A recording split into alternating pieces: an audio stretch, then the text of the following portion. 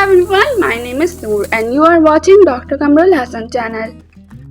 Today I am going to tell you how you can re-access the course after registration. But before that, don't forget to subscribe this channel. Step 1. Registration करने के बाद आपको email receive होगी। उस email में आपको एक link provide किया गया है। दिए गए लिंक पे क्लिक करें। स्टेप 2. लिंक पे क्लिक करने के बाद अब आपने वही जीमेल आईडी एंटर करनी है जो आपने रजिस्ट्रेशन फॉर्म को फिल आउट करते हुए लिखी थी। Step 3. Discover your personality type course पे क्लिक करना है।